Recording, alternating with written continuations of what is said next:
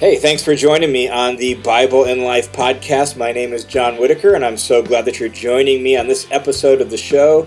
If you are new, if this is your first time listening, welcome. Thanks for checking out the podcast. I like to give on this podcast what I call blue jeans theology.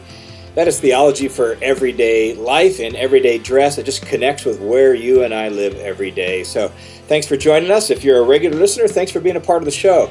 You know, one of the things that means a lot to me is when I get to hear from either those of you who listen to the podcast or you follow me on social media, and I get to hear from you because it's just kind of odd when you're speaking to a microphone. You don't get to see people's faces. You don't really know how it's striking people or in what ways it's helping people. And so here last week, I actually got a Facebook message from a gal named Yolanda who lives in Zimbabwe. So Yolanda, if you're listening, thanks for sharing your feedback. But Yolanda just was letting me know that one of the things I put out on social media about reading the Bible 4 days a week, just trying to get people to shoot for 4 days a week, more often than not, how that just really struck her. And she started sharing that with the ladies that she's working with there in Zimbabwe, and how that has really encouraged them to begin reading their Bible more consistently. And you know, sometimes when we say, oh, you got to do it every day, that's almost overwhelming. We know we're going to fail. We don't even try or whatever. But shooting for what's realistic, 4 days a week, more often than not. And now her ladies are actually reading more consistently. And then she took the time to let me know that. Man, that stuff is just so encouraging and so helpful to me to know that God is using these online resources to make a difference in people's lives wherever they live. So thanks, Yolanda, for sharing. And I would love to hear from others of you on how the podcast is helping you, how it's encouraging. You feel free to shoot me an email at john@johnwhitaker.net or follow me on Instagram or Facebook and shoot me a direct message through the social media channels there. And let me know just how God is using this podcast or some of the other resources I provided to really help you grow in your faith, because that's the whole heart behind this. All right. Now, in this podcast, what we've been doing over the last few weeks is we've been really looking at Jesus' teaching on prayer, particularly the Lord's Prayer, but packaging that under this idea of letting Jesus teach us how to pray, that we want to live a life of prayer, and we want to learn how to pray from Jesus, because when you watch Jesus in the Gospels, he was a man of prayer. He prayed consistently and regularly. He frequently got away from the crowds to be alone. He could pray all night in prayer. And so you see, Jesus had this well-established pattern and habit of prayer that just could say it was just part of the fabric of his life. He lived a life of prayer. And one of the things that's true about being a disciple is disciples imitate their teacher, their master. They don't just learn information from him, they imitate him in their life. And so as disciples of Jesus, we want to learn from him how to live our life, and that includes our life of prayer. And so we're letting Jesus teach us how to pray. And we've been just walking down through the lines of the Lord's Prayer and learning some things about life and Jesus and prayer from those lines. And so on today's episode, we want to look at the first we request. We said that the Lord's Prayer really has 6 requests. 3 of them are kind of you requests, focus on God, your kingdom come, your will be done. And 3 of them are us request, me request, we request, focused on me and my needs, and us, our request. And so we want to look at the first of those in this episode, and that is, give us this day our daily bread. And so now we've shifted to us and our needs, and the line specifically, give us this day our daily bread. And what I want to notice right off the bat from that is we're saying, give us our bread. And what I want you to realize is when we're praying that line, bread is a gift. It's something given to us. It's something that we don't just have on our own. We don't just create on our own. It's a gift. Bread is a gift. It's a gift from our Father in heaven, who is the creator and the giver of all good things. And so one of the things this reminds us as we pray this line is it reminds us that we need to learn to trust that we need to learn to trust that God is a good Father who takes care of us and takes care of our needs. And so we ask Him with open hands, God, I need this. Would you give this to me? Bread is a gift. And just a little bit later in Jesus' teaching here in Matthew chapter 6, that's where we find the Sermon on the Mount, and we find the Lord's Prayer as part of that. Well, just a little bit later in his teaching, really only like a paragraph or two later, Jesus tells us to stop being anxious, to stop worrying, and he goes on to talk about what we will eat, what we will drink, what we will wear, basic necessities of life. And he tells us, don't worry about that. Don't worry about that. Look at the birds of the air. Look at the lilies of the field. Look how God takes care of them. And then he says this a little right at the end of that paragraph, Matthew chapter 6, verses 31 and 32. Jesus says, don't worry then, saying, what will we eat? Or what will we drink? Or what will we wear? For the Gentiles, meaning those outside of God's people, the Gentiles eagerly seek all these things. Here's the line I want you to particularly notice. For your heavenly Father knows you need all these things. And he'll give them to you. He'll provide that for you. He knows what you need. He knows your basic needs. And so learning to pray includes learning to trust that our Father knows our needs, that our Father can provide our needs, that He can take care of us. And we don't have to be anxious. We don't have to fret. We don't have to worry, because our Father knows what we need and He'll give us what we need. Second thing I want us to notice about this request, give us this day our daily bread, is notice what we're asking for. Give us our bread. Give us our bread. And bread is the staple diet in the Middle East. Was in Jesus' day and very much is to this day. It's just the staple food in the Middle East. And so it represents all that we eat for nourishment. We're talking fundamentally in this request about food, about what we need for nourishment. We're asking for food to eat. Now, by extension, I think we could go beyond that to our basic needs, but still we're talking about needs. As one author said, we're asking for bread, not cake. Think of it as we're asking for what we need, needs, not greeds, right? Like we're asking for our fundamental needs to be taken care of. Father, would you give us what we need to eat today? That's what the essence of this prayer is. And even though by extension it can go to all our needs, I think it's really important that we first acknowledge we're talking about food. That food is a gift from our Father. That our Father created us, made us, knows what we need for nourishment, and He wants to give that to us, and He's capable of giving that to us. And so we are asking fundamentally for the food we eat. And then beyond that, let's extend it in principle to our other basic fundamental needs. We're asking for God to give those to us. And then a third observation from this request is this. Notice what he says, give us this day our daily bread. Give us this day our daily bread. We're learning to trust God today for what we need for this day, for today, this very day, and not worrying about tomorrow. And again, in Jesus' teaching that flows a little bit later out of this, we already read Matthew 6, 31 and 32. Well, listen to verse 34. Matthew 6, 34, still the same context of not being anxious and not worrying about your basic needs. Jesus says this, so don't worry about tomorrow, for tomorrow will care for itself. Each day has enough trouble of its own. Let's just focus on today. Let's get through today. Let's trust God for today. This day, give us this day our daily bread, our daily needs. And so the word daily in that, like give us this day our daily bread, the word daily in that sentence actually most likely speaks to this trust that God will meet all our needs.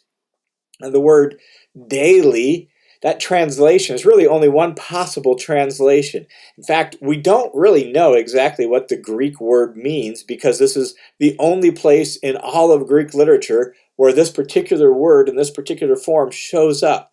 And so we're not sure. In fact, you actually have like early Greek-speaking Bible teachers from the early church who Greek was their native language, and they're like, I don't quite know what this word means. And so we struggle to know exactly what this word that's translated daily means. Here's what's interesting. One of the oldest translations of the New Testament, the Old Syriac translation, translated maybe 150 years or so after the time of Jesus. So it's one of the very earliest translations of the Greek. It translates this word daily with the word for unceasing or perpetual or lasting. And so it's the idea of give us today our lasting bread. Give us today our bread unceasing, the bread that will never run out. That's the idea that the old Syriac, and maybe that's a clue for how we should understand this word, because Syriac is very similar to Aramaic, and Aramaic was the language that Jesus spoke, and maybe that gives us a clue as to how we should understand it. That what we're really asking for is not just our daily bread. We're asking God to give us the bread that won't run out. We're trusting God to provide for us day by day. And so we're back to this idea that learning to pray is learning to trust. Learning to pray is learning to trust. And if we're going to live a life of prayer, we're going to learn to trust God with our life and fundamentally with our basic needs. This prayer, give us today our daily bread, expresses total reliance on God for everything we need, especially for our food, because we can't live without it. This prayer places our well-being into our Father in heaven's hands and trusts that He'll take care of us. That's what this prayer does.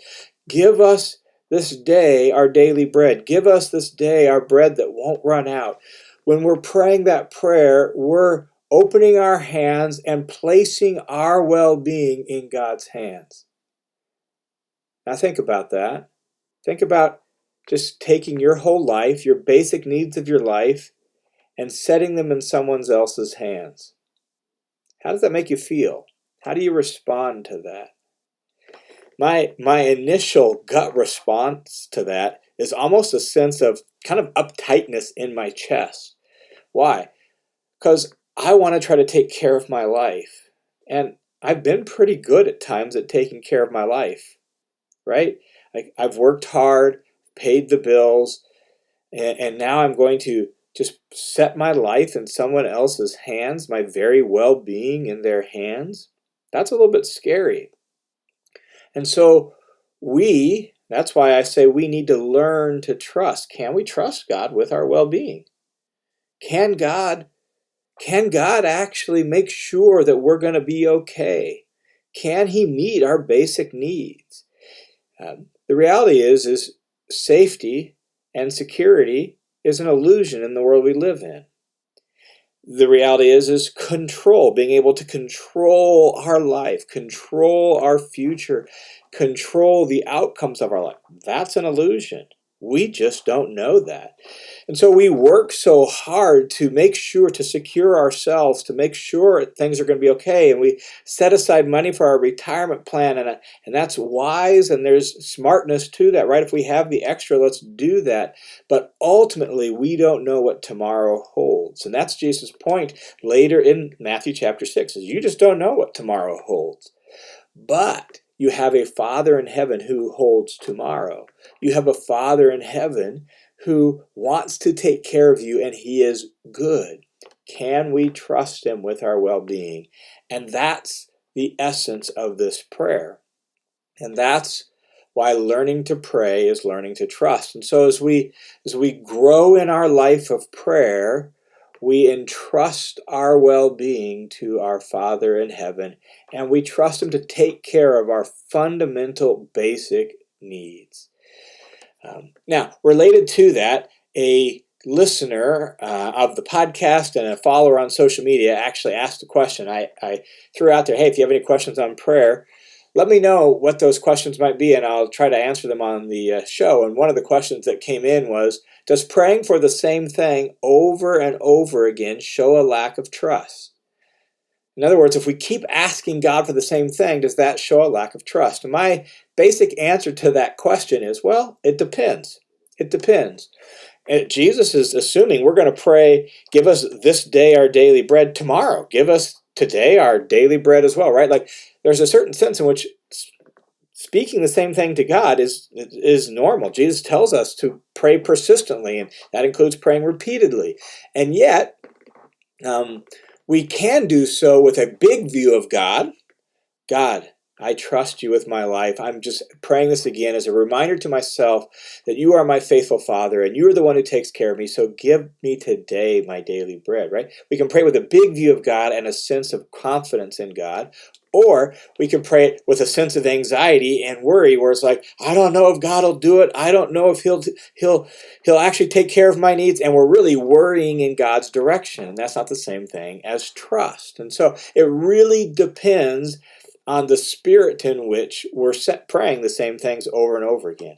Sometimes there's a big need in our life, and we pray persistently as a way not to prod God to do what we want, but to demonstrate, God, you're the only one who can solve this issue, and you're the only one who can fix this. And so once again, I'm setting it before you as a reminder to myself that I'm trusting you with this issue. And we do it in complete faith and trust. Sometimes we do that with this sense of anxiety and worry where we're worrying in God's direction. And we really don't want to do that. We want to learn to trust. And prayer is learning to trust. And so as we grow in confidence in God's goodness, and we grow in confidence in God's power, and we grow in confidence in God's wisdom, we hand over more and more of our life, and we rest secure knowing that we are safe and secure in the hands of God. And therefore, our life is in good hands, and we don't have to worry. And that's really the heart behind give us this day our daily bread. We're learning to trust God with the basic needs of our life. Hey, thanks for tuning in to this episode of the podcast. I hope that's encouraging to you as you continue to learn to live a life of prayer. As always, this podcast is a listener-supported show, and so I'm so grateful to each and every one of you who has decided to be a patron of the Bible in Life podcast. Thank you for swinging over to my Patreon page and just sign up to be a patron. Man, your support is so encouraging and obviously makes this show possible. So thanks for being a patron. Thanks to those of you who donate through World Family Mission. I've been at the podcast game now about a year and a half, and just seeing the number of people over the last really 6 months that have jumped in to become patrons or to donate through World Family Mission, man, it's just so encouraging. So thanks for your support. Thanks for making this possible. Thanks because you're making a difference not only in your life, but in the people's lives like those ladies in Zimbabwe, or listeners in India, or listeners somewhere else in the world or the United States who are like, man, this podcast is helping me grow in my faith in ways I never knew possible. So your support is making that possible. So thanks a ton for your support, and thanks for being a part of the Bible and Life family. God bless you guys, and I look forward to talking again next week.